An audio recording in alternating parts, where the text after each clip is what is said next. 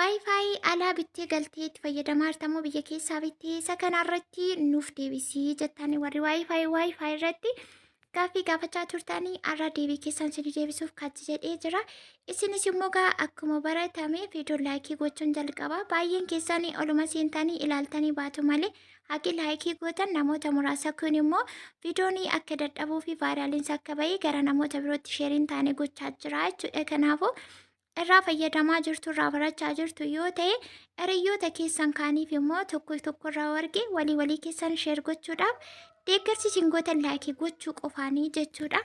Inni kun gara biraatti viidiyoon akka deemu taasisa yookaan immoo poosh godha. Nagaan isiniif haa ta'u akkam jirtu nagaa keessanii nuti jirra galata waaqayyoo. Har'a dhufaatiin koo waa'ee WiFi qofa irrattidha. Warri haaraa taatan sabiskiraayib gochuutiin maatii keenyatti dabalamaatii viidiyoo keenya laayikii gochuun aga xumuraatti waliin turaa bakka isiniif hin galle koomentii irratti gaafachuutiin deebii keessan eeggachuu dandeessu. Ani immoo isiniif hin deebisa. Kunooti egaa WiFi ani bitee itti fayyadamaa jiru. Already WiFi kun erga bitamee ji'a tokko fixee jira. Ani akkuma dhufeen hin bitee maqaa WiFi kanaa Hawaaweedha. Ani biyya keessaatii kanan bitee kunoo isa kanadha. Itiyoo teleekoom jedha kunoo asirratti barreeffamni gurraachi kun mul'atu Itiyoo teleekoom jedha. Achi miti kanan fidee asiitiin bite ani. Yeroo ammaa kana kan uummanni baay'inaan itti fayyadamuu barbaaduu fi haaraa ta'e Hawaawee kanaa jechuudha. Maqaan isaa Hawaaweedha. Gatiin isaa meeqa akka ta'e akkasumallee meeqaan akkaan guute isa kana guutuu isaa isinitti himaa. Ani kan waggaa tokkooti jechuudha kanaan guutee jiru. Kan ji'a tokko kan ji'a lama sadii ji'a ja'a isa kana immoo hin gaafanne gatiisa. WiFi kana namatu bitee jechuudha namiti. Namatu bitee fide waan ta'eef odeeffannoo achi fide isinitti himuu danda'a. Ani garuu ammaaf WiFi kun kan ittiin bitame qofoo isaa qofti birrii 8,600 bitame jechuudha. Kunuunshuma kanadha. Shiyadiin kunoo maqaan isaa Hawaaweedha. Masirraati dubbisuu dandeessu. Iskiriinshoot godhachuullee dandeessu. Asiin immoo Itiyoo teleekoom jedha.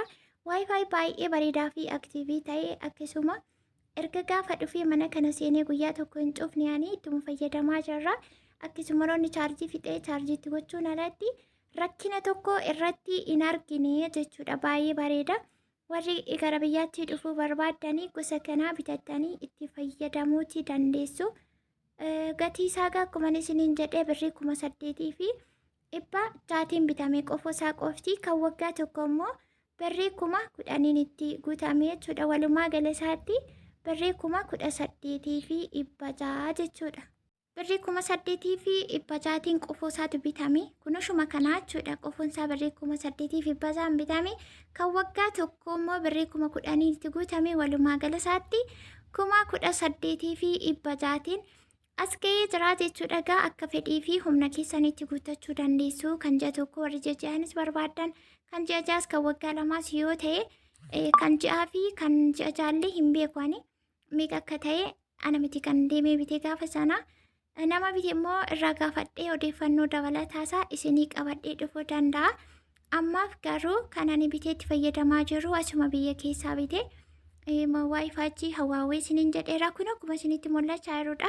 Qofoon 8,600 bitamee kan waggaa tokko 10,000 itti guutamee 18,600 qacam godheetu WiFi kun mana keessaa fataasanaa jecha ittiin fayyadamaati jira. Bakka barbaadan fudhattanii deemuu dandeessu. Xiqqeenyi ishee haguma kana borsaa keessan keessa kaawwattanii muuviingiidha waan ta'eef biyya keessatti immoo WiFi yeroo fayyadamtanii akka yaada kootii fi akka fedha kootii yoo ta'e ishee xiqqoo kana wayya. Inni guddaan manatti hojjetamu mana keessatti jiru nama fayyadu. Maaliif nuti akkasuma mana keessan oollu waan ta'eef bakka barbaanne fudhannee deemne achitti fataattiin jechuu dandeenya.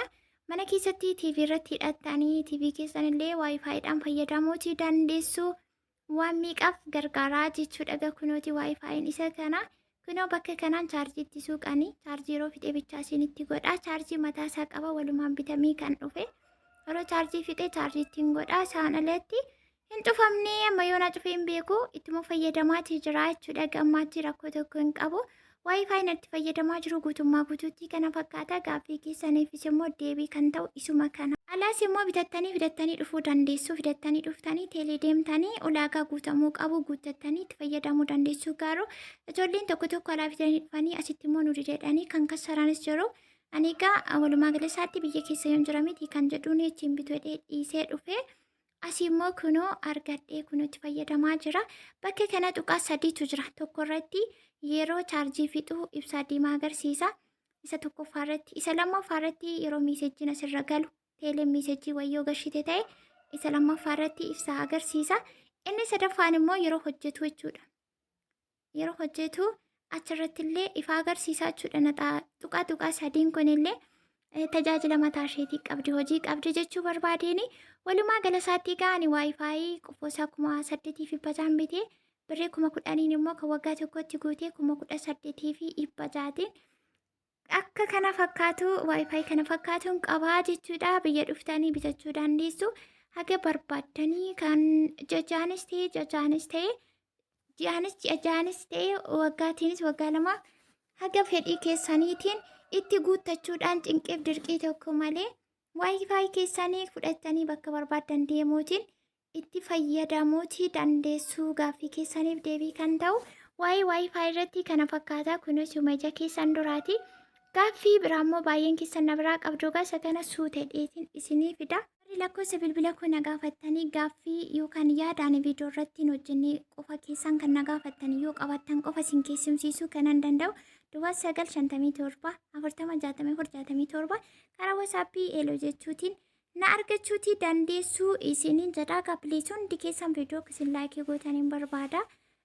Yeroon deddeebi'ee dhufutti viidiyoon inni ilaalamu sheeriin ta'uu taanaanii nama tokkoof deebisuunis immoo hagam akka ulfaatu ni beektu. Isin tokko yoo fidee walii keessan biraatiin qaqqabsiisuutii qabdu jechuudha. Kuni waan salphaadha waan ta'eef akkasii isiniin jedha. Gaaffii waayifaayi irraa isinii deebisee jiru kanumaatiin xumuramaa. Viidiyoonis dhumee jira. Viidiyoo biraatiin hagan deebi'ee dhufutti nagaa.